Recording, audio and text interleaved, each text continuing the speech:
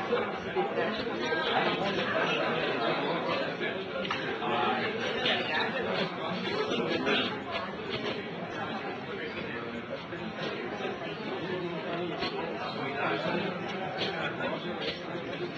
dia.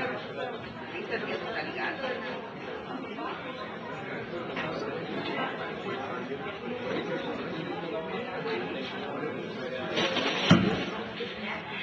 Bom dia, eu tenho o prazer de convidar à mesa a Ana Paula Vescovi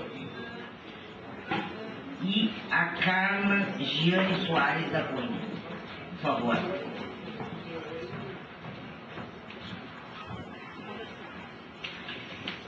É com muito prazer que nós damos prosseguimento ao segundo seminário de avaliação de políticas públicas e qualidade do gasto.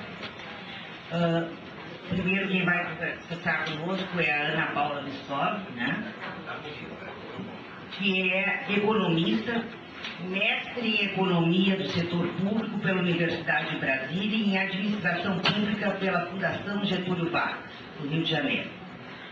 A sua trajetória profissional é bastante grande. Ela ingressou no Serviço Público Federal em 97, na carreira de especialista em políticas públicas e gestão governamental. No governo federal atuou 10 anos na Secretaria de Política Econômica do Ministério da Fazenda, ocupando cargos de coordenadora geral da área industrial, assessora especial e secretária adjunta de macroeconomia. Desenvolveu trabalhos na área de crescimento econômico, competitividade e finanças públicas. Atuou junto ao Senado Federal antes de retornar para o Espírito Santo. No governo do Estado de Espírito Santo, ocupou a Secretaria de Governo e, posteriormente, a Secretaria Extraordinária para o Combate à Pobreza.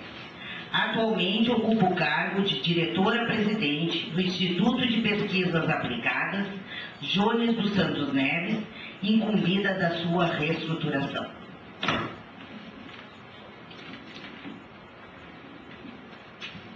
Então, é com muito prazer que nós vamos ouvi-la sobre a importância da avaliação ex ante e a experiência de um programa para a juventude. Como debatedora, nós teremos a Carla Giane Soares da Cunha. A Carla tem bacharelado em Ciências Econômicas pela URGS, possui mestrado em Planejamento Urbano Regional pela URGS e iniciou este ano o curso de graduação em Ciências Contábeis da URGS. Ela realizou o curso Theory and Operation Modern National Economy na George Washington University, no programa MER. Foi integrante da equipe executora de avaliação externa do Plano Estadual de Qualificação Profissional do Rio Grande do Sul e pesquisa de acompanhamento de egressos, Plano Nacional de Educação Profissional do Ministério do Trabalho. Também fez Gestão de Políticas Públicas 2 na URGS, Avaliação de Políticas Públicas, Questões Metodológicas e Conceituais da Unisc e Gestão Estratégica de Desenvolvimento Local e Regional na CEPAL-ILPES do Ministério da Integração. Trabalhou junto à Companhia Rio Grandense de Telecomunicações e na Companhia Rio Grandense de Saneamento. Atualmente é diretora adjunta técnica em planejamento da Secretaria do Estado do Planejamento e Gestão do Governo do Estado do Rio Grande do Sul. Como vocês veem, nós temos duas técnicas de excelente nível e com certeza teremos muito que aprender com elas. Eu vou passar a palavra para a Ana. Bom dia a todos. Inicialmente gostaria muito de agradecer o convite. Aqui vou, em nome do Eduardo Lacha, fazer esse agradecimento a todos os organizadores do evento. Para nós é uma satisfação muito grande estarmos presentes nesse debate, que eu acho que é um debate moderno, contemporâneo e muito importante para o Brasil neste momento e a partir daqui. Eu acho que essas iniciativas são ainda muito preliminares, mas elas começam a se difundir, a se proliferar. Isso, tenho certeza, fará um bem enorme ao Brasil e nós aqui somos um grupo que, com certeza, será muito responsável pela disseminação desse conhecimento e dessa prática, principalmente. Queria cumprimentar a doutora Sônia, eu acho que eu não vou conseguir pronunciar o seu sobrenome. A Carla, nossa debatedora. E, bom, eu vou fazer uma breve apresentação. Essa apresentação ela já foi feita de uma outra forma, num seminário que nós tivemos em Belo Horizonte, em junho, se não me engano. Essa primeira experiência que o Espírito Santo teve de avaliação ex-ante. Na verdade, o que é isso? Nós, a partir de dados de informações coletadas em pesquisas, nós conseguimos avaliar, antes de colocar uma pesquisa, um programa, uma política pública funcionando, nós conseguimos avaliar o seu impacto, quer dizer, o seu impacto potencial, na verdade. Isso, na verdade, ajuda muito a desenhar, a formular a própria política pública. Isso ajuda muito ao próprio decisor, né, o agente de governo que vai tomar a decisão, a decidir sobre a política pública, sobre o seu desenho e sobre a sua implementação. Essa foi uma primeira experiência, nós já fizemos duas outras, uma agora está terminando nesse momento, muito interessante, sobre qualificação profissional. E é interessante como a gente aprende nesse processo de formulação e de avaliação ex-ante, né? A gente aprende como se dão as relações econômicas no âmago, né? No âmbito da economia, da sociedade. A gente aprende como aprimorar o desenho do programa em função dos seus objetivos. Eu vou apresentar uma política pública que, na verdade, ela foi realizada em partes, ela não foi implementada nessa versão que vocês vão ver aqui, justamente por conta da avaliação de impacto que a gente fez. E depois eu vou discutir um pouco sobre os impactos que nós temos observado, agora pela última PNAD, que foi de 2008, e quais os resultados que nós escolhemos. Mas todo o cenário que eu vou trazer para vocês aqui é o de 2005, que foi o cenário que nós utilizamos para fazer essa avaliação de impacto. Então eu não quis mudar a história para trás para poder contá-la de forma fidedigna para todos. Mas, na verdade, nós desenhamos esse programa em 2007 e nós usamos os dados de 2005, que era a última PNAD que nós tínhamos à disposição. Eu não voltava para vocês, vou falar sentada? Eu prefiro falar em pé. Mulher tem essas coisas. Bom, aqui, ó. Aqui tem que virar para lá. Eu acho que dá para ele. Não, aqui está funcionando. Esse aqui está funcionando. Se você puder passar para mim, eu... Esse tem a luzinha? Eu uso. Bom, esse programa foi formulado com o objetivo de acolher, né, ou tentar resolver alguns problemas muito graves que nós identificamos na sociedade capixaba em relação à juventude. Nas discussões que eu tenho tido com outros pares, eu tenho observado que esse é um problema que não é só restrito ao Espírito Santo. É um problema que a gente observa no Brasil também, portanto, é um problema comum a vários estados. Por isso, talvez a gente tenha uma boa identificação em relação a esses problemas. Em primeiro lugar, eu vou apresentar o diagnóstico que nós fizemos e a partir de onde que nós partimos. E é importante, antes de eu começar a contar essa história, eu explicar o que aconteceu com o Espírito Santo, né, para que vocês possam, junto comigo, contextualizar esse programa. O Espírito Santo, ele, nos anos 90, final dos anos 80, e anos 90, e ainda no iniciozinho dos anos 2000, ele passou por um problema muito sério na sua sociedade. Nós tivemos um problema de captura do crime organizado, do Estado pelo crime organizado. Então, as estruturas do crime organizado adentraram o Estado, o poder público em geral, não foi só o poder executivo, mas o poder legislativo, o poder judiciário, e isso fez com que nós tivéssemos praticamente uma década e meia sem uma atuação consistente e efetiva do poder público. E isso realmente foi uma fase muito grave da história do Espírito Santo. Em particular, eu não vivenciei de perto, eu estava fora do Estado, mas os relatos realmente são muito impressionantes. Bom, quando nós tivemos, em 2003, a possibilidade de ter uma eleição, né, um ciclo eleitoral em 4 anos, em 2002, no final de 2002, nós teríamos uma eleição, a sociedade local se organizou sendo liderada por um movimento empresarial. Todos viam um potencial de investimento muito grande, muito forte no Estado, a partir principalmente da flexibilização do regime do câmbio no Brasil.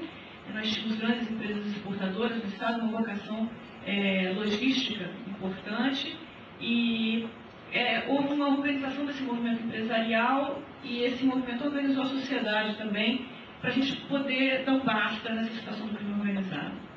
E aí foi eleito o governador Paulo Hartung e há uma grande parceria no Estado em prol de um projeto de desenvolvimento estadual. O primeiro passo após essa eleição do governador Paulo Hartung foi limpar as estruturas do Poder Executivo dessa cooptação pelo crime organizado. Foi um processo realmente muito difícil. O governo federal apoiou uma frente de atuação da Polícia Federal e outros órgãos de controle. E nós tivemos que fazer um ajuste fiscal muito importante, né? E o ano de 2003, o ano de 2004 foram destinados a esse ajuste fiscal, a tapar os ralos, como diz o governador, onde as receitas se esvaiam, né, por conta de incentivos fiscais que eram concedidos dentro do Poder Legislativo. Eram 300 regimes especiais de concessão de incentivo fiscal, imaginem vocês, eu acho que cada empresa tinha um regime de incentivo fiscal próprio, né? Então, esse ambiente teve que ser arrumado. E o ajuste fiscal foi muito bem conduzido, porque a dívida de curto prazo era alta e houve uma renegociação com o Tesouro Nacional para antecipar recursos de royalties do Estado, e isso conseguiu equacionar essa dívida de curto prazo e conseguimos fazer o Poder Executivo voltar a funcionar. Bom, passada essa fase de ajuste fiscal e de conseguir voltar a ter recursos fiscais para fazer o Estado funcionar, houve uma organização para fazer um plano de desenvolvimento de longo prazo do Espírito Santo. Então, novamente, sociedade civil organizada, o movimento empresarial, acadêmicos, governo, poder público em geral, se reuniram numa longa discussão de mais de um ano e disso saiu esse plano de desenvolvimento que se chama Espírito Santo 2025, que é o nosso plano de desenvolvimento, né? Quando eu cheguei no Estado, esse plano já estava divulgado, estabelecido, instituído. Ele tem uma governança mista, público-privada, e esse plano é o nosso plano de desenvolvimento, não é o plano do governo, não é o plano de movimento empresarial, é o plano dos cidadãos do Espírito Santo. Foi feito um trabalho muito importante de disseminação, até hoje é feito esse trabalho de discussão, disseminação, atualização do plano, e realmente é um plano que todos os lugares que a gente vê, a gente sente que o Capixaba realmente adotou essa estratégia de desenvolvimento. Eu trago aqui um resumo para vocês, mas o que eu vou destacar aqui é a intenção de se reduzir pobreza e desigualdades. Na verdade, aqui aparece como erradicação da pobreza e redução das desigualdades. A gente sabe que politicamente não pode ser diferente. Uma sociedade não pode querer outra coisa além de erradicar a pobreza, né? Mas, tecnicamente, é um parâmetro pouco ajustado. Por quê? Porque, na verdade, a gente pode mudar, né, a linha de pobreza ao longo do tempo. A gente pode querer que os pobres sejam cada vez menos pobres. Então, a pobreza relativa pode ser mudada ao longo do tempo e não necessariamente a gente vai ter um processo de erradicação. A gente pode estar sempre insatisfeito com o nosso nível de pobreza. E aí aumentar a linha de pobreza e ter uma outra pobreza para resolver. Mas eu acho que politicamente não há outra coisa a dizer de uma sociedade a não ser, olha, eu quero acabar com a pobreza no Espírito Santo. E nesse contexto, pode passar aqui? Nesse contexto nós começamos a falar, bom, vamos ver o que acontece com a pobreza no Espírito Santo. Quem são os pobres? Em primeiro lugar, qual o tamanho da pobreza? Aqui eu trago alguns parâmetros que eu vou passar rapidamente. A pobreza tem uma pobreza no Espírito Santo. Como eu disse para vocês, eu não vou usar aqui o corte que foi feito para esse estudo, que foi o ano de 2005. Nós tínhamos 19% de pobres no Estado e 6% de extremamente pobres, numa linha de pobreza que era de R$ 128 a preços de 2005. Portanto, nós tínhamos na sociedade capixaba naquele momento 640 mil pobres com uma renda média de R$ 76. Portanto, a distância média da linha de pobreza à renda média dos pobres era de aproximadamente R$ 50. Esse é um número importante, depois eu vou voltar a ele. E essa mesma distância é de aproximadamente R$ 30 na extrema pobreza. Então vejam bem, a distância média entre a renda dos pobres e a linha de pobreza era de R$ 50 e na extrema pobreza de R$ 30. Isso é um parâmetro que a gente tinha à época. Bom, quando a gente for olhar a insuficiência agregada de renda, a gente reparou que 400 milhões de reais era um fluxo anual razoável para se cobrir toda a insuficiência agregada de renda no Estado. Quer dizer, quando você olha esse número, você vê que não é algo tão intangível assim. 60 milhões nesse sistema pobreza. Um fluxo anual, volto a repetir. E aqui um outro número importante, que eu vou voltar a ele depois, que é o quanto que a gente teria que, virtualmente, né, tributar os pobres, ou a população capixaba, para poder cobrir essa insuficiência agregada de renda. Essa insuficiência agregada de renda equivale a 1,9% da renda dos capixabas, ou 2% da renda dos capixabas não pobres. Né? Não que a gente fosse fazer essa tributação, até porque a gente não tributa renda, né? Mas é só uma medida para a gente entender qual é o tamanho dessa insuficiência agregada de renda. Então eu trouxe aqui alguns dados para vocês, para a gente falar, bom, como que é mais ou menos o tamanho da pobreza, a intensidade dessa pobreza lá no Espírito Santo. Bom, depois a gente começou a olhar quem são os pobres, né? Existe uma maior incidência da pobreza entre crianças e jovens. Isso aqui é um quadro brasileiro, né, gente? Vocês conhecem esse gráfico, que é a estrutura etária da pobreza no Brasil, e está aqui um pouquinho suavizado, né? Mas é um dado bastante conhecido. Os pobres no Brasil, eles são crianças e adolescentes. Os idosos no Brasil não são os mais pobres, né? É interessante que vocês já devem ter conhecido essa curva quando a gente subtrai as transferências públicas de renda. A gente vê que a pobreza seria muito alta na velhice e as transferências dão conta de reduzir bastante a pobreza entre os idosos no Brasil. Mas ela não dá conta muito de reduzir a pobreza entre crianças e adolescentes, que são justamente os mais pobres. Então nós temos um problema de gasto público social no Brasil, que dentro dos parâmetros dos países em desenvolvimento é bastante razoável. Nós temos um gasto social bastante razoável, bastante compatível com o nosso estágio de desenvolvimento. Apenas nós temos um problema de distribuição desse gasto público que acaba alcançando os idosos. E aí você tem todo um problema de transferência interdirecional que não consegue ser interrompida como poderia ser. O Espírito Santo não é diferente, tá? Apenas como eu citei, nós temos uma incidência de pobreza média abaixo da média brasileira. Então a nossa média de pobreza na época, que era 19%, também alcançava mais as crianças e os adolescentes. Então começamos por aí, esse é o nosso foco, né? Crianças e adolescentes. Bom, e quais foram os grupos etários mais beneficiados pelo processo recente de redução da pobreza no Espírito Santo e no Brasil, né? Então aqui nós vemos que o Espírito Santo já começa a se diferenciar um pouquinho. Nos últimos 10 anos, portanto 95 a 2005, os jovens e os adultos mais novos, digamos assim, foram relativamente bem beneficiados desse processo de redução da pobreza.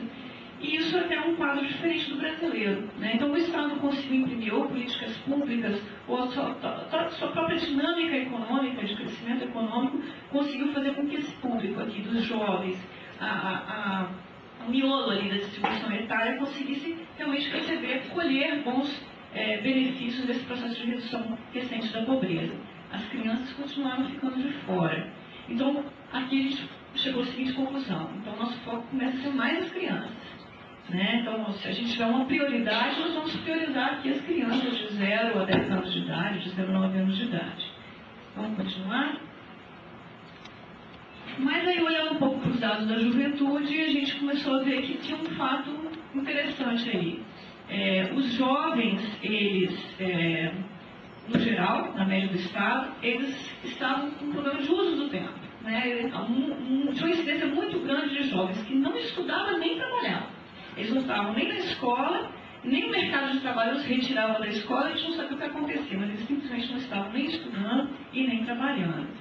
Quando a gente olha essa questão dos usos do tempo, recortando os pobres, a gente vê que esse problema ainda é muito mais grave. Então aqui nós temos os grupos etários e a proporção de jovens que não estudam e nem trabalham. Então o total do Estado, né, nós temos uma média aqui em torno de 20% dos jovens que não estudavam nem trabalhavam. Quando a gente traz esse recorte para a pobreza, a gente vê que 40% é o dobro da incidência, 40% não estudavam nem trabalhavam. Em 2005 esse era o quadro. E é um quadro que se agrava aí entre os 18 e 21. 4 anos, talvez. Então, a partir dos 18 anos, isso se agrava. Então, em tese, todo mundo, os educadores tinham essa discussão com a gente. Não, eles começam a evadir, a sair da escola, porque o mercado de trabalho chama. Eles já estão na idade de trabalhar e ajudar a acrescentar renda à família. Mas não era isso bem que acontecia, principalmente entre os pobres. Bom, aí a gente começa a ver. Esse processo, além de ser agudo, né? Nós tínhamos 40% dos pobres sem trabalhar nem estudar, a gente percebia que isso tinha piorado em 2001, 2005, né? Nos anos 96, quase ainda tinha piorado. Então, nós tínhamos aí 25% dos pobres que não estudavam nem trabalhavam, 27% aproximadamente em 2001, isso passou para 33%, 34% em 2005. Piorou, né? Mas piorou em particular entre os pobres, porque no total esse número cresceu muito pouco. Assim, a incidência de jovens que não trabalhavam nem estudavam piorou muito pouco. Então nós tínhamos um problema específico de uso do tempo na juventude e na juventude situada na pobreza. Bom, e aonde que estão esses jovens, né, no território capixaba? Vocês sabem que a PNAD não tem uma possibilidade de se recortar municípios.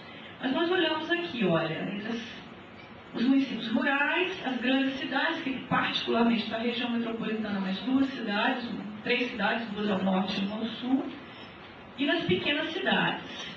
Bom, primeiro aqui nós temos nas cidades rurais o total e o rural pobres, né? Aqui mesma coisa, nas grandes cidades o total, nas grandes cidades os pobres. E aqui, pequenas cidades o total, e aqui pequenas cidades somente os pobres. Então, o que a gente observa é que esse quadro ele é mais severo nas grandes e nas pequenas cidades. É um problema urbano, não necessariamente um problema rural, embora também seja verdade que os pobres estejam mais com problemas de uso do tempo, também nas regiões rurais. Mas esse problema, a diversidade dele é muito maior, né, nas regiões, nas grandes cidades e nas pequenas cidades, ou seja, nos territórios já urbanizados. Então, esse é um problema uma característica muito mais urbana dos jovens do que propriamente rural. Ou a gente aqui tinha pelo menos um indício de que a solução tinha que ser um pouco diferenciada entre o urbano e o rural. Bom, por que os jovens estão tão desocupados, né? Por que eles não estudam e não trabalham? Primeiro, nós temos uma associação muito grande com gravidez na adolescência, né? Isso é uma verdade para o gênero. Nas jovens mulheres, nas jovens meninas, na verdade, esse problema está muito associado com a gravidez na adolescência. Então, nós vejamos aqui, entre as mulheres, que são todos jovens, tá? Entre as mulheres jovens e as mulheres jovens com filhos, quem só estuda, você percebe a diferença aqui. Quer dizer, quase metade das mulheres jovens só estudam. Mas apenas 10% das mulheres jovens com filhos só estudam, né? Com certeza, essas mulheres jovens com filhos não estão situadas abaixo da linha de pobreza. Poderíamos fazer esse recorte aqui, mas eu quase que apostaria nessa hipótese, na confirmação dessa hipótese. Entre as que só trabalham, aí você já vê que as mulheres jovens com filhos já têm que buscar um de trabalho, né? E já tem que agregar renda ao seu orçamento. Trabalham e estudam, quer dizer, a realidade da menina jovem fica muito mais difícil estudar.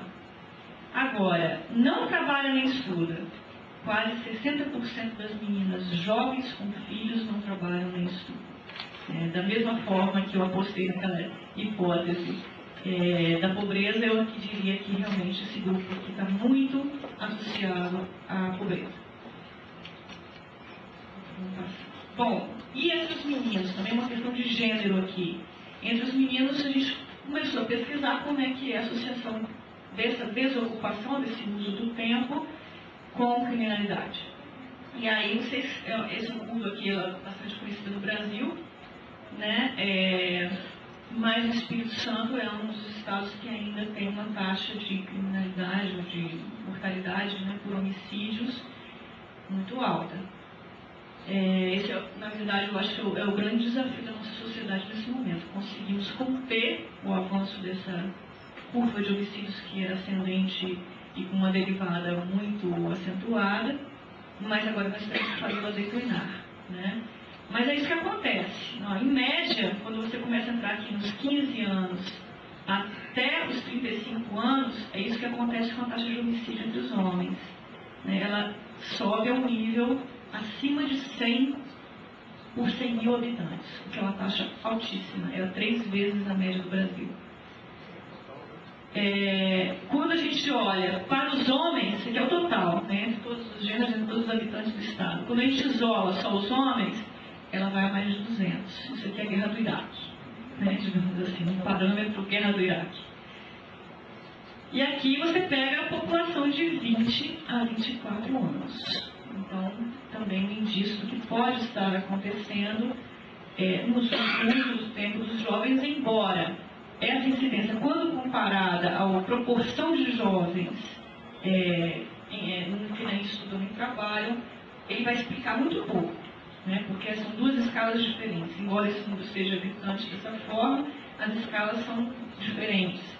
Então, isso daqui explica muito pouco o problema de uso do tempo. Na verdade, é uma minoria dos jovens que está associada à criminalidade e que é vítima e agente desse processo de criminalidade.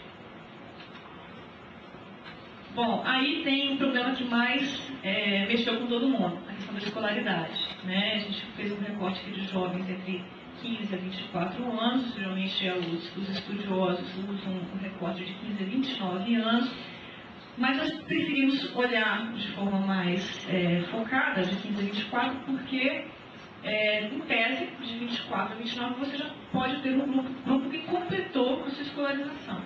Então, aqui a gente quis olhar de 15 a 24. E essa curva foi construída olhando para jovens, crianças, né, aqui de 5 a 25 anos, e esse indicador é a proporção de crianças ou de jovens que frequenta a escola, independente da fase de escolarização, né? Então, se está frequentando a escola, independente se está com defasagem de seriedade, se ele está na escolarização correta, independente disso, a gente entra nesse indicador. Então, o que a gente observa? Né, um crescimento muito grande na escolarização de crianças a partir de 5 anos, eu acho que o Fundeb vai jogar um papel importante nesse processo. Uma quase escolarização plena, né, cobertura plena aí no ensino fundamental, nos últimos anos do fundamental uma pequena queda, mas uma curva com intensidade declinante muito forte a partir daí, né? Então nós temos aqui um problema de conclusão do fundamental, de início do médio e até de conclusão do superior, de início do superior. Bom, isso aqui preocupou demais, né? Eu lembro da reação do governador quando ele viu essa curva aqui. Ele falou, nós temos que fazer alguma coisa. Eu sei que nós temos que fazer alguma coisa rápido, né? E urgente. E eu lembro da primeira frase que ele falou, e que está aqui, né? Depois vocês vão ver. O ensino médio é nosso, gente. O ensino médio é nossa competência, nossa atribuição. Então, nós ouvimos essa frase e depois aplicamos aqui ao desenho do programa. Mas olha aqui, vamos entender essa curva. A curva azul, né, que é a do meio, é o total de jovens do Espírito Santo. E aí nós segregamos, né? Os pobres estão em vermelho e os não pobres estão no verdinho. Então, na verdade, se esse quadro é grave para o total dos jovens do Estado, ele é mais grave ainda para os jovens pobres do Estado. Então, olhando aqui os números, nós começamos aqui os 15 anos com uma taxa, né, de frequência escolar aproximadamente de 75%.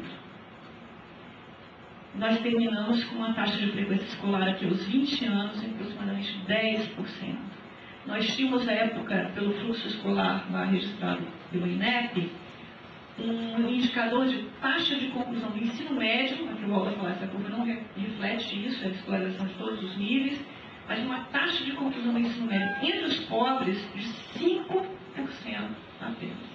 Entre aqueles que começavam, né, a frequentar o ensino médio e aqueles que conseguiam concluir o ensino médio. Então, assim, é realmente um número assustador e um número que, embora não divirja da média brasileira, ele ainda era mais agudo, mais grave, né, no Espírito Santo. Bom, e aí resolvemos fazer um foco no jovem depois daquela frase indignada do governador, né? Temos que resolver isso, o ensino médio é nosso. Crianças, vocês viram que não é uma prioridade, crianças é um grupo menos favorecido pela redução da pobreza, é um grupo que carrega a pobreza pelas gerações à frente e continuou sendo nossa prioridade. Um outro programa foi formulado para a infância. E é um programa que dependia de integração com os municípios por razões óbvias. Mas esse programa quis dizer respeito aos jovens, porque nós em particular, eu acho que os jovens são uma questão, pela legislação brasileira, pela regulação brasileira, elas são uma questão estadual, eles acabam sendo uma questão estadual.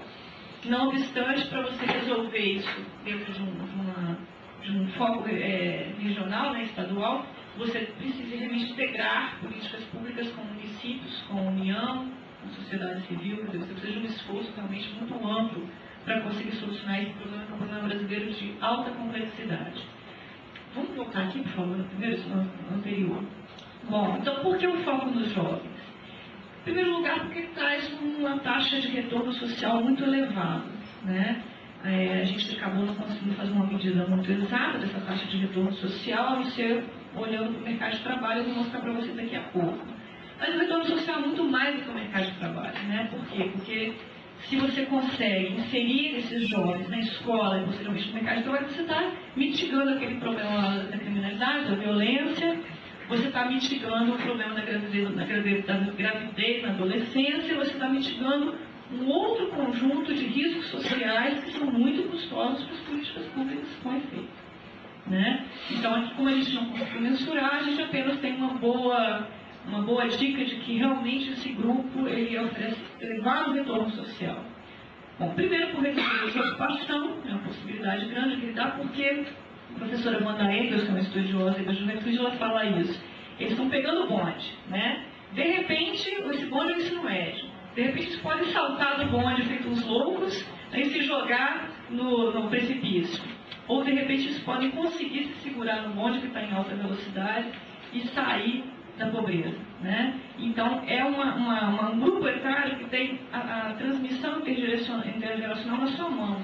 Ele pode quebrar o círculo vicioso da pobreza de repente, né? Basta ele se escolarizar por mais 3 anos, aí a gente vai ver que todo o mercado de trabalho e ele de repente sai da pobreza. Então, é uma fase da vida muito curta e que você pode resolver um bom bocado dos problemas sociais associados a essa fase da vida.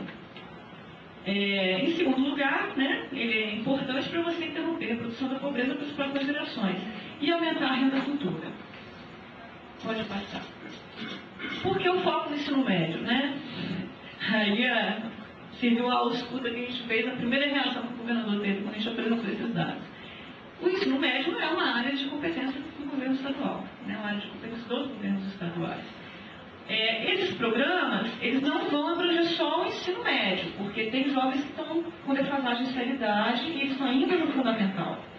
Mas um programa no ensino médio poderia ser uma importante referência para a atuação dos municípios, mas também para a atuação da sociedade civil organizada. As empresas fazem muita política social no Brasil e em outros lugares do mundo.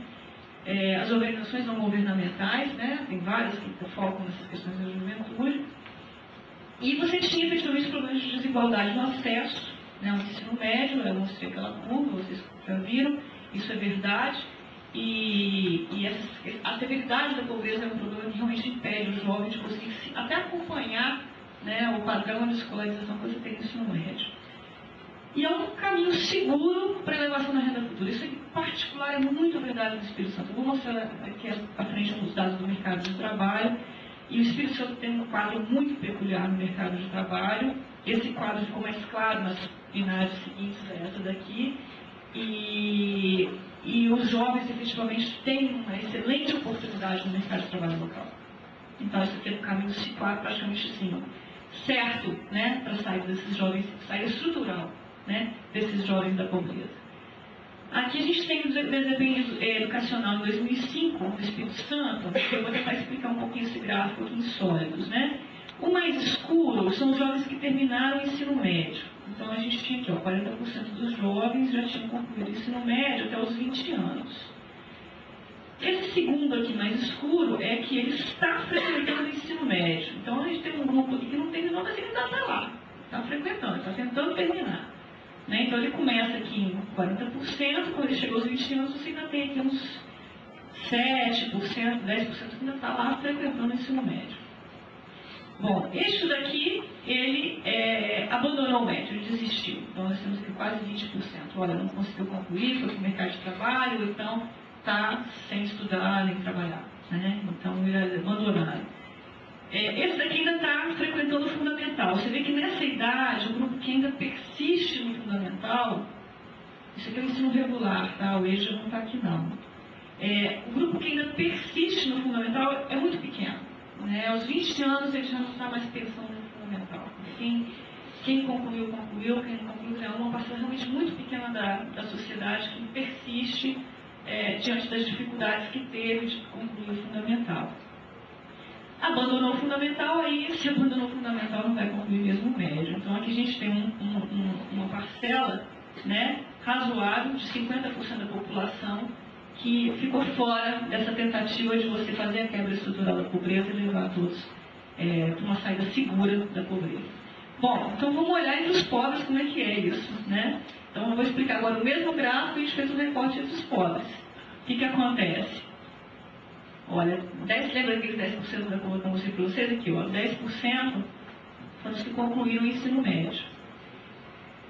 Nós temos aqui uns 20% que ainda frequentam o ensino médio. Uns 10% a 12% abandonou o ensino médio, mas uma parcela grande, uns 30% que ainda insiste no fundamental, ainda está frequentando o fundamental. E uma parcela pequena aqui que abandonou o fundamental. Então, nós temos muita gente que com defasagem de escolaridade, né? E nós sabíamos que nós iríamos alcançar aqui essa parcela do público, né? Era o que estaria sob nosso foco nesse programa. Quer dizer, é realmente um foco parcial, porque nós temos essa outra metade aqui que não estaria sob o nosso foco, mas a gente tinha que começar a fazer alguma coisa até para poder gerar aquele efeito spillover, né, um efeito espraiamento sobre as iniciativas municipais, sobre o ensino fundamental, sobre a sociedade civil como um todo. Bom, aqui eu vou mostrar o gráfico que até hoje me impressiona muito, né? Eu já tenho esses dados até 2008 e realmente isso que acontece no Espírito Santo é impressionante. Isso aqui é a taxa de retorno para cada um ano adicional de escolarização que você tem no mercado de trabalho. Se eu estou no mercado de trabalho no Espírito Santo, dependendo do meu grau de escolaridade, dos anos de escolarização que eu tenho, essa é a taxa de retorno que eu vou ter. Bom, primeiro, vamos analisar aqui. Aqui é a taxa de retorno do ensino médio, que é aproximadamente aí 14% a cada ano adicional de escolaridade. Falando dos 3 anos do ensino médio, não. A cada ano de ensino médio, você adiciona aproximadamente 14% na sua renda, no seu salário, vamos chamar assim para ficar mais claro. Né? Ou seja, é uma taxa de retorno elevadíssima. O mercado de trabalho grita pelos jovens do Espírito Santo. Só que os jovens não se dão conta disso. Né? Então, é um problema realmente que aqui ficou claro para a gente. Eu vou voltar a citar a professora Wanda Engel, que fala que nós temos uma miopia juvenil no Brasil. Né? Quer dizer, essa miopia juvenil, todos nós já fomos jovens, alguns somos ainda, né? Mas, de fato, os jovens têm dificuldade de olhar para o mercado de trabalho, têm dificuldade de perceber as oportunidades, têm dificuldade de planejar suas vidas a longo prazo. Isso é uma característica da juventude, eles estão acabando de sair da infância. Né? Então, realmente é uma taxa de retorno elevadíssima. Se eles tivessem consciência do que é essa taxa de retorno, do benefício que isso poderia trazer para o resto das suas vidas, eles com certeza estariam na escola, frequentando o ensino médio com toda a vontade possível de aprender, concluir e ir para o mercado de trabalho, porque isso significa que o mercado de trabalho está absorvendo esse jovem, porque se o preço está tão alto, é porque tem uma demanda persistente sobre esse tipo de qualificação que é o ensino médio. Bom, se ele terminar o ensino médio e for para o ensino superior, 22% de taxa de retorno a cada ano de escolarização. Né? Então, realmente, sim, isso está indiscutivelmente comprovado. E um outro fato que chamou a atenção é que isso, há 10 anos atrás, a taxa de retorno de quem tinha um fundamental completo era maior do que quem tinha um médio completo. Isso aqui deu uma dica para dizer, olha, talvez não seja tanta miopia juvenil, talvez seja uma questão estrutural da economia capixaba que está mudando, quer dizer, a economia está se complexificando, né? Está aumentando sua complexidade, com isso está demandando uma mão de obra mais qualificada, e isso mudou em poucos anos recentes, né? Então, assim, não é uma coisa ainda muito percebida pela sociedade. Os dados recentes corroboram esse quadro, quer dizer, o ensino médio tem altíssima taxa de retorno, a escolarização superior também continua nesse patamar, e o mercado de trabalho capixaba, o Ricardo Paes Barros comparou da seguinte forma: nós temos Cuba e Espírito Santo, vamos colocar os dois extremos assim. Cuba, ela produz muito pouco com o grau de escolarização que tem, com o capital humano que tem, ela consegue produzir muito pouco. O Espírito Santo, ele produz demais, né, extremamente muito, com o padrão de escolaridade que ele tem, né, justamente por causa da característica do seu crescimento econômico e da sua estrutura econômica como é. Vamos passar para o próximo. Bom, aí a gente começou a entrar no desenho do programa. Pensamos nos incentivos, né? Nós temos que atrair os jovens para a escola. Quais são os incentivos que a gente vai dar para esses jovens? Primeiro, nós pensamos numa bolsa. Isso foi uma discussão, gente, vocês não imaginam, está resumidinho em uma frase aqui, mas foram 2 reuniões do Conselho Social do Estado, a gente tinha uma Câmara de Articulação, secretários de todas as áreas sociais, o Ricardo Paes Barros veio, né? A gente teve o Cláudio Beato, o professor Amanda Engels contribuiu. Foram discussões muito, né, intensas. Então a gente pensou, vamos dar uma bolsa. Não tem bolsa de estudos, né? Quando a gente vai fazer mestrado, pós-graduação, tem bolsa de estudos. Vamos dar uma bolsa para esses jovens para tentar fazer um elo de ligação direta do Estado para com o jovem. Bom, aí o valor ficou em subjúdice. Pode ser 40, pode ser 50, porque tinha aquele dado que eu passei lá no início para vocês, insuficiência agregada de renda, entre 30 e 50 reais. 30 na extrema pobreza, 50 na pobreza.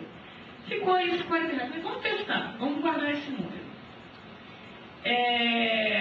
Sem limitação de número por família, o que o nosso preço é trazer um alto retorno social, vamos trazer os jovens para uma escola. E o EJA está incluído, né? Cursos técnicos também. Gratuidade no transportes e alimentação na escola, na verdade, são 2 incentivos que ampliam o subsídio da educação. No Brasil, a educação lá, esse cara é subsidiada, porque nós temos educação pública gratuita.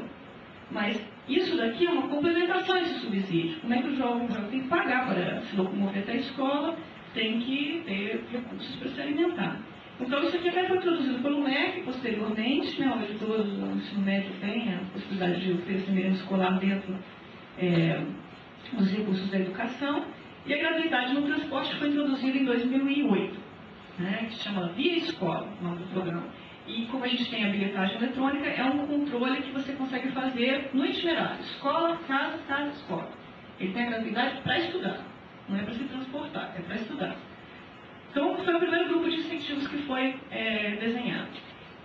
Bom, depois a gente tem que continuar com a linha de incentivos, porque se nós ficamos 15 anos sem investimento público na educação, sem construir novas escolas, sem reformar as escolas, sem treinar professores, foi uma fase negra que eu já contei para vocês.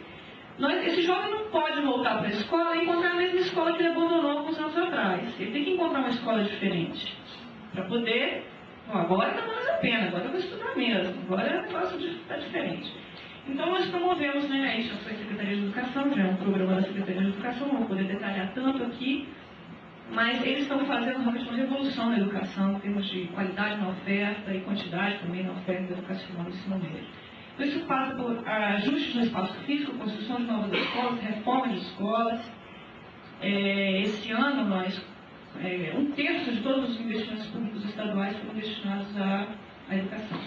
E vocês sabem que, assim, se a gente fosse olhar a vinculação que tem dos recursos, constitucionalmente a gente estaria executando em 5%. Então, foi mais do que essa indicação aí da Constituição. O programa de prevenção gratuita da adolescência foi adotado no programa do Instituto Kaplan. Lá se chama, na real, gravidez na adolescência não é legal. Um projeto pedagógico novo, agora, há poucos meses atrás, foi lançado o currículo escolar novo, totalmente diferenciado, olhando para as peculiaridades territoriais e dos grupos específicos. Aulas de reforço escolar, Nós temos o Ler, Escrever e Contar, que é um projeto que melhora a capacidade de redação, de leitura, de compreensão do texto e de matemática também, aprendizado da matemática. Cursos de línguas, o Estado compra vagas na rede privada e oferece para os alunos da rede estadual. Cursos profissionalizantes, isso tem aumentado muito a oferta de vagas, porque a gente teve essa leitura e eles fizeram uma pesquisa de mercado e viram que o jovem via pouca ligação do ensino tal como era dado e da possibilidade que ele tinha no mercado de trabalho. Então, foram adicionados cursos profissionalizantes para poder estreitar esses elos aí. Inclusão digital, biblioteca, tem aqueles quadros digitais em salas de aula. Foi feito um trabalho realmente muito ousado. Lazer, tem as Olimpíadas Escolares, tem poesia nas escolas, tem um programa com, esqueci o nome da artista agora, mas ela é bem conhecida, que vai nas escolas e faz um projeto de poesias, muito interessante. E, bom, tudo isso foi feito para melhorar a atividade da escola. Eles chegam na escola e não encontram outra escola. Abrangência de 15 a 20 anos, e nós ficamos discutindo duas alternativas. Né? A primeira alternativa seria pegar todas as escolas de ensino médio, focar no cadastro único dos programas federais, não no Bolsa Família, tá? No cadastro único, propriamente dito, para encontrar ali quais eram os pobres dentro de cada escola. Mas aí veio um problema. Olha, dentro de uma mesma sala de aula vão ter os pobres e não os pobres. Aí parte do grupo falou o seguinte: o pobre que tiver o cartãozinho da Bolsa, ele vai se sentir estigmatizado. Ele vai ficar envergonhado de ser participante daquele programa. E aí outro grupo falou assim: não, ele vai ficar, vou usar a palavra que usaram, é engraçada, vai ficar marrento, né? Vai ficar gozando. Você está vendo? Eu tenho aqui meu cartãozinho de independência financeira aqui com R$40 por mês, posso ir no cinema, levar a namorada, e você não tem. Como esse negócio ficou muito dividido entre o que vai ficar estigmatizado, o que vai ficar, né, usando disso com os outros que não têm, foi fazer uma segunda alternativa. Todos os alunos, mas a gente criou um indicador de vulnerabilidade nas escolas. A gente ia selecionar a escola. A gente ia pegar aquelas escolas realmente em bairros muito pobres, em regiões muito pobres, com indicadores escolares muito ruins, e que a gente ia focar todos os alunos dessas escolas, porque aí todos na mesma sala de aula ia ter o cartãozinho, ia ter o programa. Pode passar, por favor. E a gente exige continuidade, né? Ia ter um contrato, família e escola, a gente envolve a família, a Secretaria de Educação, o Conselho Escolar, por um regulamento que foi pensado. A gente exige frequência, até porque pelas estatísticas da educação, se eles frequentassem pelo menos 70% das aulas, estavam aprovados. O problema da reprovação estava estritamente correlacionado ao problema da falta de frequência. E a gente colocou aqui uma condicionalidade apertada para a frequência, né? Que foi de 85%. É a mesma condicionalidade do Bolsa Família, a condicionalidade mais apertada do que das diretrizes da educação. Aprovação, porque a gente acreditava que as duas coisas estavam relacionadas, e comportamento. Né? A gente estava passando por uma crise grave na rede escolar, muitas ocorrências policiais dentro da escola. Né? Tanto com alunos quanto não alunos que entravam no espaço escolar para traficar, para cometer crimes e delitos. Então, isso foi uma discussão bastante longa, o que ficou decidido que a gente iria regular de forma diferente as ocorrências policiais verificadas dentro e fora da escola. Né? Prova do Enem ou avaliação estadual, ia ter que ser avaliado depois para a gente poder fazer um acompanhamento, como passar, um acompanhamento e depois uma avaliação de impacto que a gente também tinha desenhado, para a gente poder saber qual o real impacto desse programa. Vamos terminando. Bom, as saídas estruturais são importantes, acesso a outros programas estaduais, como o nosso crédito, empreendedorismo, nossa bolsa, que é um compra bolsas, compra vaga para o ensino superior, e programas de estágio no governo estadual. Aqui, na verdade, a gente queria já encaminhar esse jovem para saídas estruturais, né? Que ele não ficasse amarrado nessa perspectiva de ter uma rendazinha porque estava estudando. Então, ele poderia decidir, aí é por conta dele, se ele quer trabalhar, continuar estudando ou empreender. E para cada uma dessas decisões, nós tínhamos um programa, uma política pública já consolidada, já estabelecida, que pudesse dar conta disso. Nós desenhamos uma possibilidade de avaliação de impacto, e aí chegamos aos impactos. Né? Na verdade, a gente construiu um simulador já que a gente tinha dúvidas na renda, se era 40, se era 50 reais, a gente pegava só a região metropolitana da Grande Vitória, depois estendia para todo o Espírito Santo. Como existiam muitas dúvidas no desenho do programa, a gente construiu um simulador e nós colocamos esses resultados na mesa, digamos assim. Então, nós olhamos qual o número potencial de beneficiários e o custo estimado do programa. Impacto sobre pobreza, sobre a renda e sobre a desigualdade. Vamos passar? Bom, aqui são algumas telas desse simulador. Então, nós colocamos aqui a renda de R$40 por mês, a renda de R$50 por mês. Nessa primeira simulação, participam do programa só os que estão frequentando a escola. Por quê?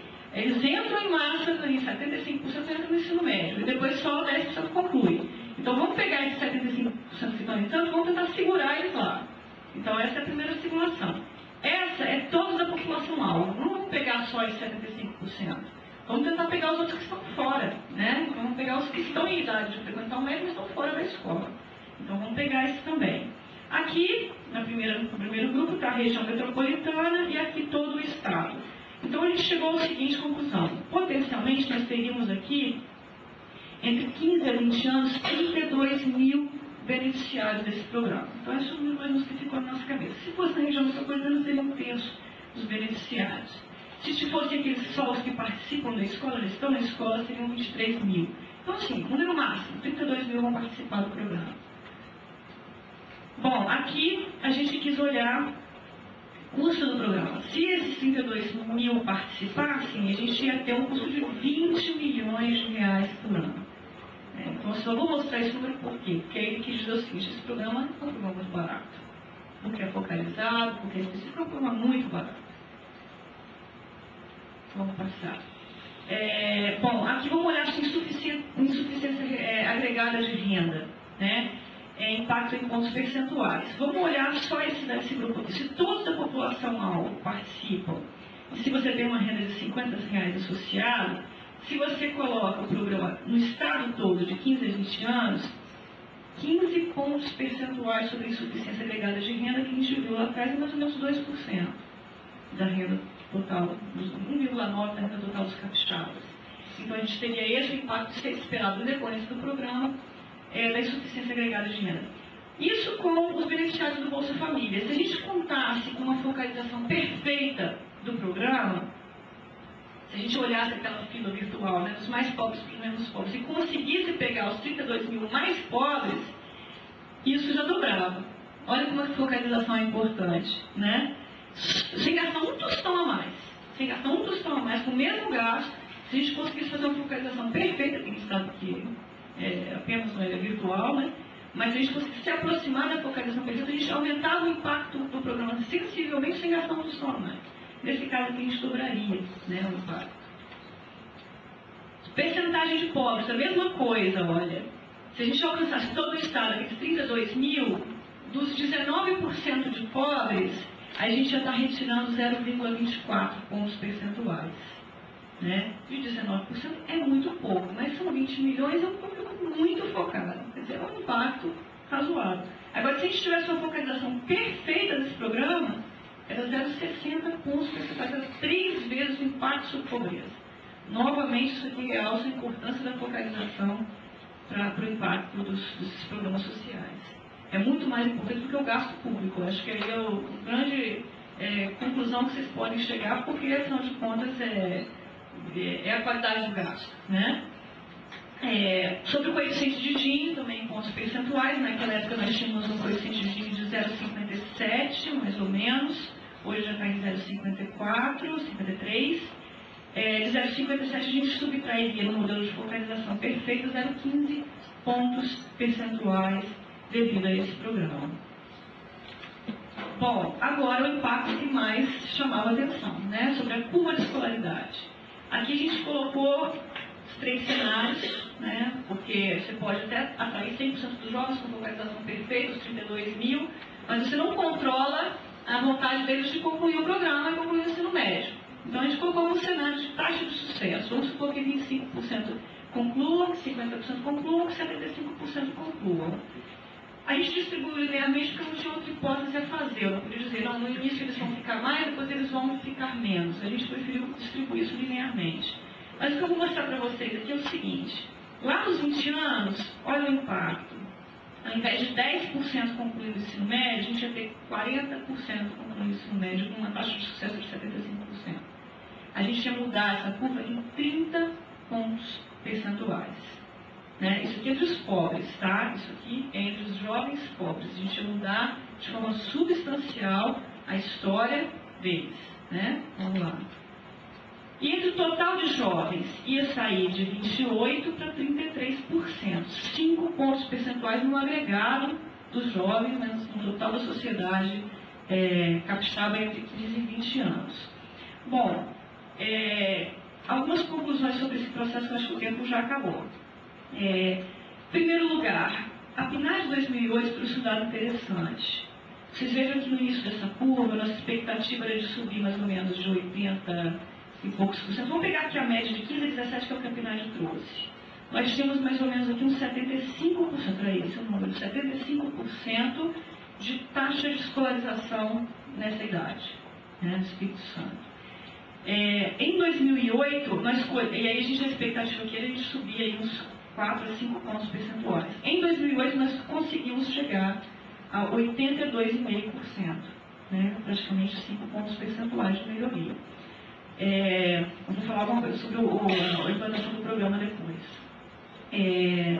Mas o que acontece? Nesse grupo aqui, que em média nós tínhamos aí uns 28% de frequência, nós ainda não conseguimos sucesso.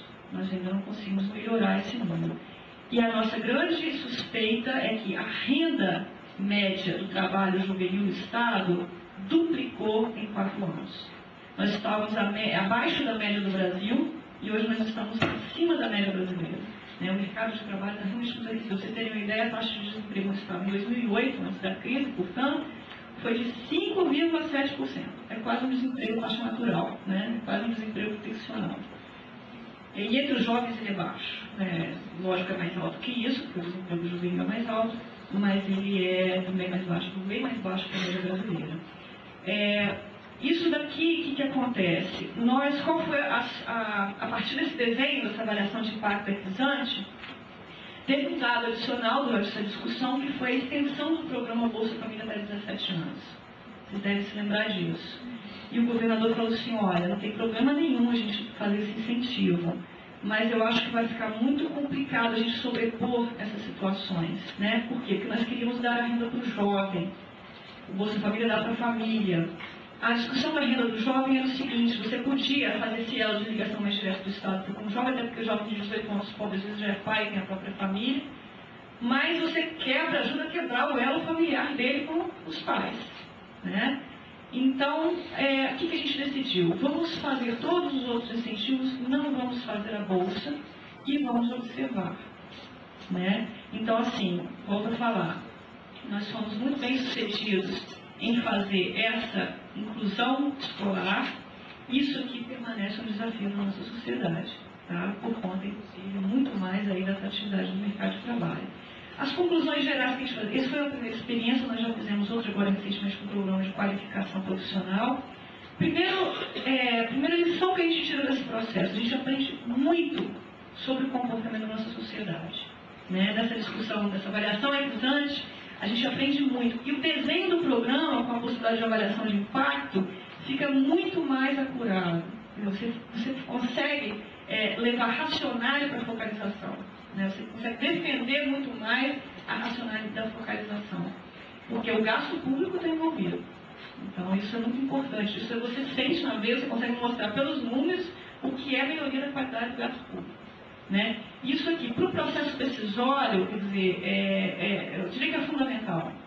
Se essa decisão madura foi tomada no âmbito do governo do Estado, foi porque a gente pôde olhar esses impactos, pôde perceber a importância desse processo e pôde avaliar a luz do que estava acontecendo na realidade.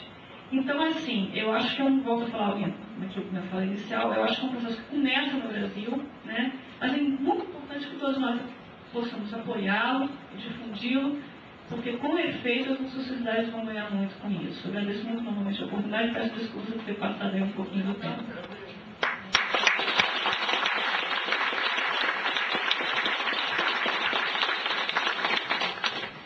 Eu passo a palavra agora para a nossa colega da CEPLAG,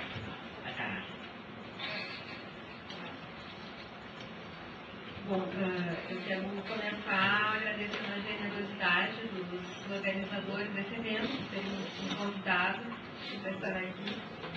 Quero parabenizar a Ana Paula pela exposição, um caso concreto, que é tão próximo de nós, que ao final de contas é um programa implementado dentro de um governo de Estado, né? Eu quero começar meu comentário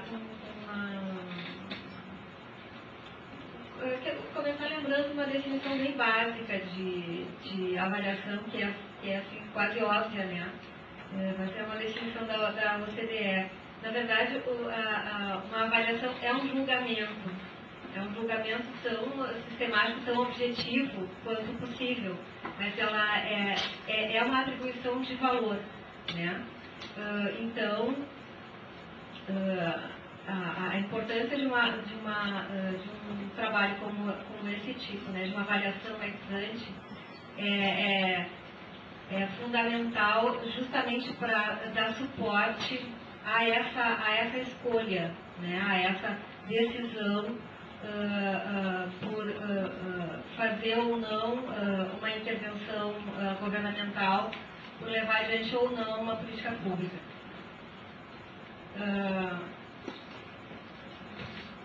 Dentro desse processo de avaliação ex ante, então recuperando um pouco todas as coisas que a Ana Paula expôs, nesse processo o diagnóstico é fundamental, né? É a parte central de uma avaliação ex ante. E esse diagnóstico tem como suas partes também a descrição do problema, a explicação de um problema, então o desenho das possibilidades de intervenção, de focalização, e as alternativas de solução, a escolha da melhor solução possível. E nisso, assim, é bom lembrar coisas que a Ana Paula expôs em relação a esse caso concreto, que com todo o diagnóstico que se fez, com todos os estudos prévios, a focalização do programa foi parcial, foi feita uma escolha por uma parcela dos jovens, então na verdade se optou por fazer o que era possível fazer. Esse é um dilema sempre, né, de decisão em relação a quem incluir ou excluir uma política pública. E, na verdade, isso é um problema de avaliação. E está muito ligado a uma dessas etapas, então, também, do diagnóstico, que é a definição de um problema. Na verdade, nós temos nós temos dificuldades, nós técnicos, formuladores, nós temos dificuldades na definição do problema. Os problemas que nós atacamos, né, no setor público, eles são muito complexos. São os problemas quase estruturados, né? Na verdade, nós somos parte desse problema, somos parte da solução do problema. Então, é bastante difícil fazer esse recorte, né? Manter essa objetividade, também é uma objetividade parcial, né? O avaliador, o formulador de políticas públicas, o técnico da área pública, na verdade, ele está mergulhado, né, em todas essas questões sociais. E esses problemas, que são problemas sociais, na verdade, eles têm quase tantas leituras quantos forem os leitores, né? Então, existe uma infinidade de possibilidades para solucionar esses problemas sociais, para abordar esses problemas, recortar em termos de política pública.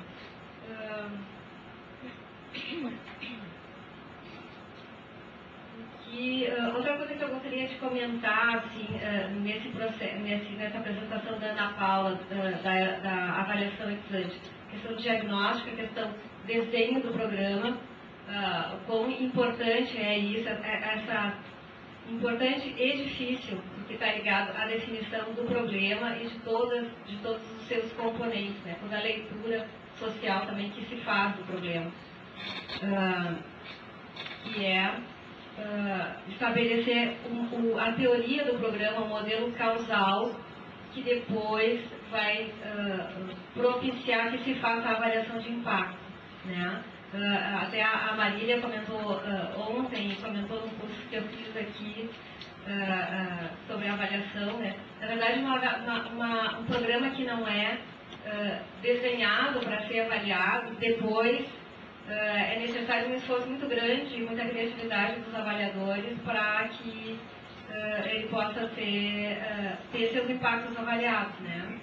E, então, a importância de um diagnóstico bem feito e de uma série de desenho de uma série de opções que possam ser escolhidas é muito importante para essa avaliação posterior, né? E até porque é muito difícil depois que se passou pela implementação do programa voltar e tentar remontar essa situação inicial que se queria resolver, né? É uma coisa praticamente impossível de se fazer se não se tiver esse desenho, se não tiver feita essa avaliação, então anterior, e esse desenho de todas as possibilidades.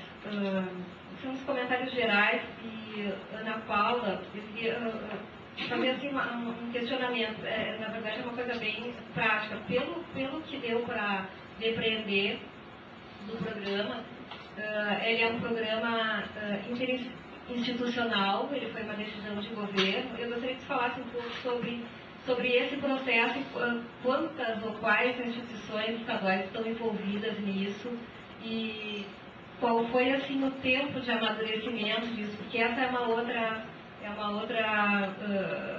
questão com a qual a gente se depara, né? Nós técnicos, os formuladores de programa, na verdade nós temos um tempo muito restrito para isso, para fazer essa avaliação ex-ante. Então, muitas vezes as coisas já estão em andamento, na verdade o tempo nos atropela, há uma escassez de recursos, né? Tem uma série de questões envolvidas, então eu gostaria que você falasse um pouco mais sobre isso.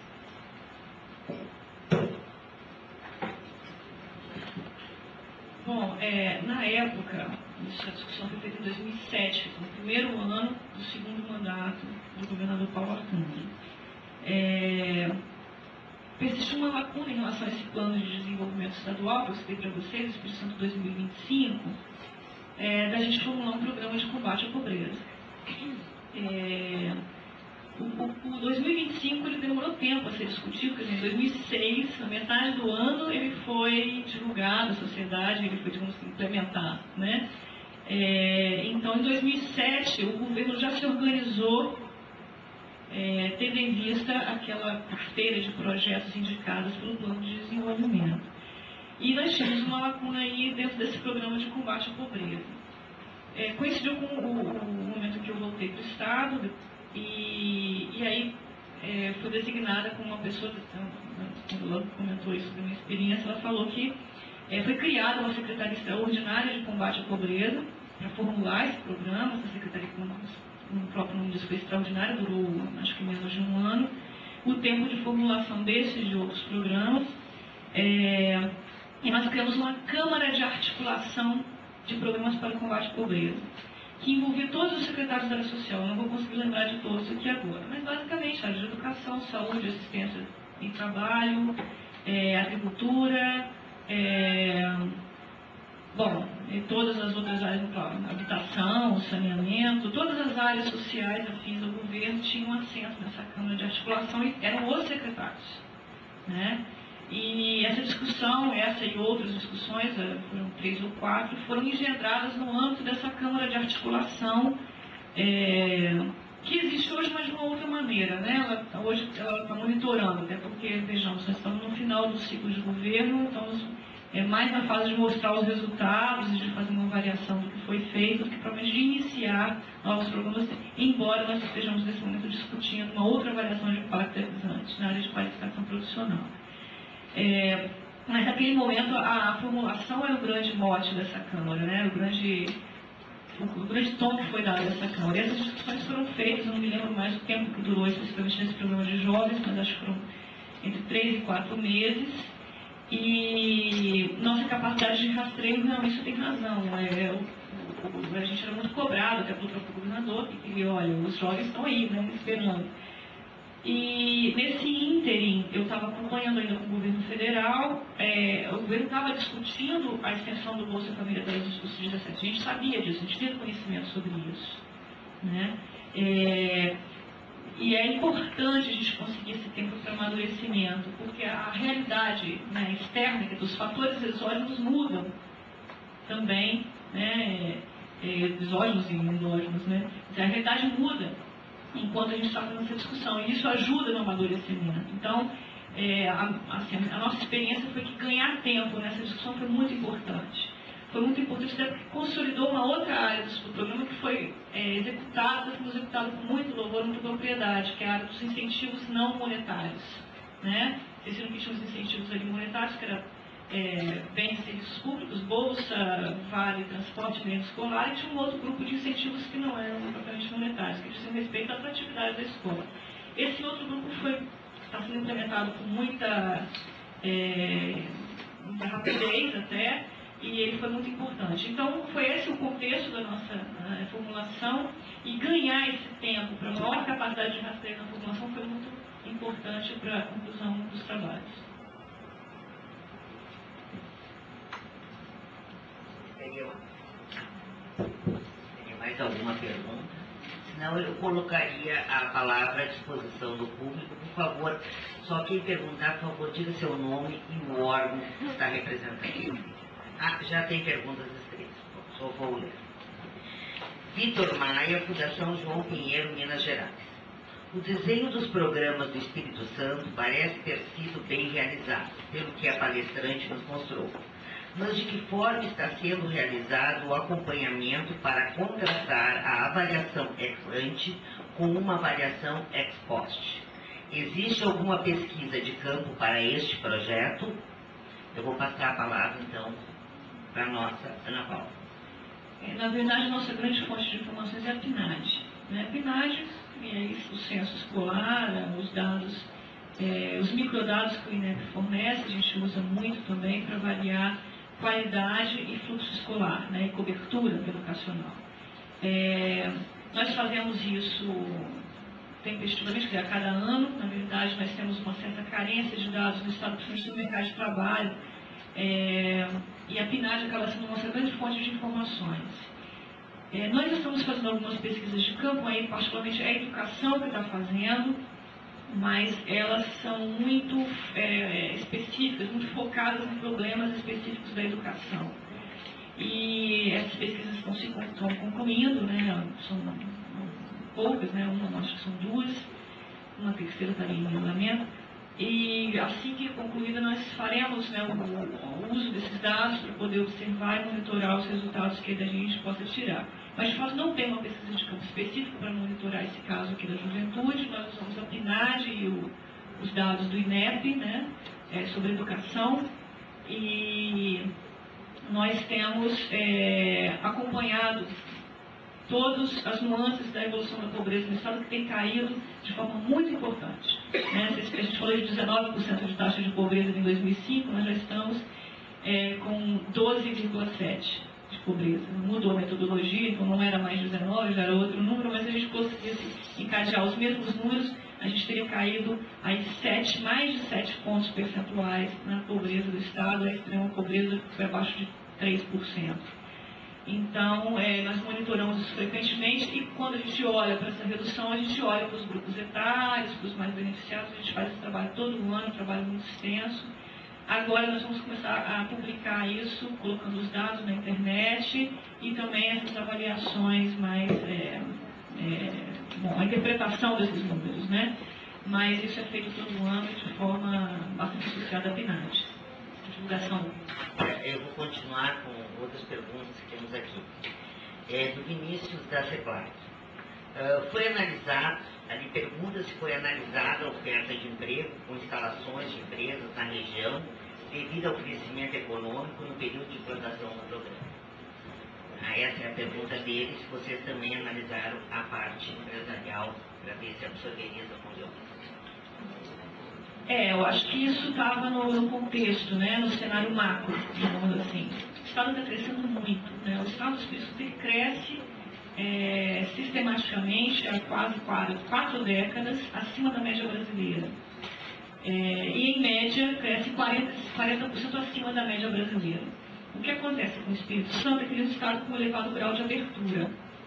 A última estimativa que a gente conhece, é do ano de 2000, o Estado do Espírito Santo tinha um grau de abertura ao exterior de 60% do seu PIB. Isso aumentou de lá para cá. Nós estamos terminando agora uma segunda apuração. Nós teremos até o final do ano um novo número já relativo a 2006. Mas a gente acredita que esse grau de abertura aumentou. Então, vejamos, acho que o Brasil está com 25%, 26% de grau de abertura. Então, é um Estado muito aberto ao exterior. E a teoria econômica fala, né, quase um consenso de que regiões ou países com elevado grau de abertura tendem a crescer mais no longo prazo, porque isso faz com que as firmas locais sejam competidoras globais, convivam num ambiente muito mais competitivo, porque os players não são locais, são globais, e elas sejam mais eficientes. Sendo mais eficientes, você alcança um crescimento econômico maior no longo prazo. Isso é verdade para o Espírito Santo. Agora, é verdade também que agora com a crise nós fomos afetados, assim, comentei com alguém agora no início da apresentação, o Estado estava de portão aberto à crise, né? Porque ela foi uma crise vinda do mercado externo e pegou o Espírito Santo de forma muito contundente. Não posso falar aqui dos dados que a gente vai divulgar na sexta-feira, mas o nosso PIB sofreu uma contração severa. Então, isso é verdade. Nós somos uma economia que oscila mais, ela é mais volátil, mas no longo prazo ela cresce mais. E a Espírito estava por trás do contexto dessa discussão, né, do programa aqui de formulação dos jovens, porque de 2000, particularmente a partir de 2001, né, mas com ênfase em 2003, que a gente teve uma melhoria institucional muito forte no Estado, os investimentos das empresas locais cresceram aos saltos, né? Até por isso que houve essa organização interna, essa melhoria institucional muito importante, porque as empresas tinham um ambiente, elas queriam investir, elas precisavam investir, elas tinham mercado para vender, mas não tinham um ambiente institucional adequado no Estado que desse segurança a esses investimentos. Então, parte disso explica esse movimento social intenso de acertar as instituições do Estado. E com isso a gente conseguiu realmente um crescimento econômico muito importante. A gente estava com média 7% ao ano, entre 2004 até 2007, até 2008, né, antes da crise. E era um crescimento acima da média do Estado, um crescimento acima da média mundial. E com isso a geração de empregos também seguiu uma trajetória muito acelerada, né, absorvendo muitas pessoas. E a gente já começava a observar pela PNAD uma inversão do fluxo migratório. O que eu estou falando? Olha, quando você abre a PNAD e faz o corte etário dela, a população com 50 anos ou mais não nativa vinha com uma escolaridade média mais baixa que a população nativa. Agora, a população de até 35 anos, até 20, acho que era 20 a 35 anos, ela vinha com uma escolaridade média acima da nativa. Os não nativos vinham com escolaridade média acima dos nativos. O que acontece, então? As oportunidades estão dadas, o Estado cresce muito, o mercado de trabalho aquecido, eu falei da taxa de desemprego para vocês há pouco. E a gente começou a importar talentos. Então, era muito importante que a gente escolarizasse rapidamente a população para que a própria população pudesse usufruir dos benefícios desse crescimento, que a gente pudesse internalizar os benefícios desse crescimento. Bom, eu para encerrar tenho mais 2 perguntas que eu gostaria de colocar aqui, por favor. Uma é do Leonardo Zato, da Secretaria da Fazenda. Ele pergunta o seguinte: foi realizada uma avaliação com grupos de controle entre as escolas para mensurar o impacto específico do programa? Então, as escolas E a outra pergunta é quanto tempo durou a avaliação ex-ante e se existe um tempo ótimo em função da exigência de retornos rápidos por parte do governo e da sociedade. Na verdade, como essas três, eu até vou juntar, se tu não te importa, dessa outra, quer dizer, uma é em relação específica ao programa Impacto Escola. E o colega da FASC, o Diego, ele pergunta quais as transformações constatadas nas famílias atendidas pelo programa, porque na verdade eu acho que elas estão interrelacionadas, tanto nas escolas como nas famílias, porque uma vai ter impacto na outra, né? Então eu vou deixar para... Bom, eu vou reforçar uma questão aqui, que é o seguinte, nós desenhamos o programa para ele ser avaliado quando o seu impacto, né? Um terço é grupo de controle, o resto seria, cada ano, um terço seria inserido, a cada 6 meses, na verdade, um fluxo, seria inserido para em um ano e meio a gente ter 100% do público-alvo dentro do programa. O fato é que a renda não foi adotada, né? Então a gente não tinha como avaliar o impacto específico de um programa onde o elo central dele, que era a renda, não foi adotado. Não foi adotado porque veio a extensão ali do PET, na verdade, né, do Bolsa Família, aos 17 anos. Então não foi feita essa avaliação baseada em grupos de controle, e porque também os outros incentivos, que não os monetários, né, que não os financeiros, eles foram universais. Quer dizer, todas as escolas de ensino médio estão participando das Olimpíadas educacionais, todos os alunos de todas as escolas estão tendo chance de postular, né, a vaga no curso de inglês. Todos os alunos estão participando do programa Na Real, Gravidez, Adolescência Não é Legal. A maioria das escolas sofreu uma reforma, pelo menos, né, ou foi drasticamente reformada. Nós temos lá, outro dia eu assisti algumas imagens dessa mudança física na estrutura escolar, e foi realmente impressionante. Os laboratórios de informática foram para dentro de todas as escolas, as bibliotecas foram para dentro de todas as escolas. Então, nesse caso, não há como você fazer não deixar um grupinho de escolas de fora para fazer avaliação de impacto. A gente faria se houvesse a renda como um elo importante. Por quê? Porque esse tipo de incentivo monetário, ele tem que ser temporário. Ele tem que atingir uma meta e depois ele tem que ser descontinuado, até porque ele pressupõe apenas um caminho para uma saída estrutural, não algo que seja permanente. E, portanto, isso não foi feito. Então, o que nós fazemos realmente é um monitoramento dos impactos gerais a partir da PNAD para todos os grupos da população. O tempo ótimo da avaliação ex-ante. Como eu falei, essa discussão demorou entre 3 e 4 meses, a avaliação ex-ante propriamente acho que foi no final, né, a gente já tinha os dados, tinha mais clareza do desenho, então a gente pôde fazer o simulador e apresentar os resultados, então talvez tenha sido no último mês, que não vou ter os tempos precisos. Mas eu acho que mais importante do que esse tempo para você fazer esse tipo de coisa, né, você ter, por exemplo, um ambiente político que te permita espaço para fazer isso. A gente botou lá 2 meses fazendo avaliação antes de um programa que o governador pediu para que nós não desenhássemos, né, mas fizéssemos essa avaliação, que é um programa de qualificação profissional. Então, ele me deu esse tempo, né? Olha, não, eu quero ver o impacto potencial que isso dá. E as conclusões são impressionantes da avaliação. E ele vai ficar realmente satisfeito com o fato dele ter dado tempo, porque ele vai ver que tem que ter um desenho muito específico para dar impacto, não é qualquer desenho. Então, eu acredito que essa conscientização do meio político, dos decisores, né, de quem faz a escolha pública, é importante, porque se a gente consegue esse espaço, eu sei que a gente precisa conquistar esse espaço nesse meio, né? Se a gente consegue esse espaço, vale a pena. E vale a pena, e eles próprios, né, os decisores, quem faz a escolha pública, chega a essa conclusão. A comunicação disso com a sociedade não é trivial, porque você falar de avaliação ex-ante, eu já formulei muitos programas que falam assim, a gente quer fazer um programa assim, já vinha pré-desenhado.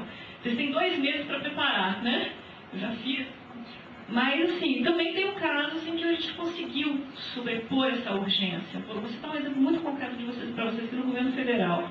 Em 99 para 2000, veio a demanda de um programa emergencial do setor automotivo. Vários foram feitos no Brasil, né? Naquele momento veio mais um, que era essa redução temporária do IPI.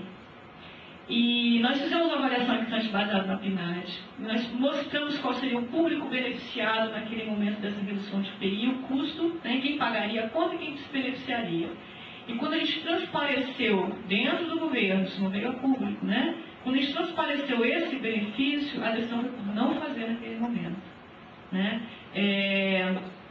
E outros exemplos eu posso citar, mas de fato, acho que também em 2003 nós tivemos uma decisão entre aumentar o salário mínimo, o custo que isso traria, principalmente para a Previdência, qual o grupo que seria beneficiado e quais as alternativas. Né? Foi em 2003, no primeiro ano do governo Lula, estávamos passando por um ajuste fiscal importante, e naquele momento a decisão foi, quando a gente mostrou os dados, as avaliações todas, o Ricardo Paes de Barros participou dessa construção, e naquele momento a conclusão foi: vamos dar um aumento do salário mínimo de acordo com a Constituição, quer dizer, sustentar o poder de compra do salário mínimo, isso também afetava as aposentadorias, vocês sabem bem. Vamos dar o que a gente daria de mais salário mínimo, o mesmo orçamento, a mesma dotação que nós tínhamos, que era pequena por causa do ajuste fiscal, vamos dar para o salário educação, porque dá mais impacto para os pobres.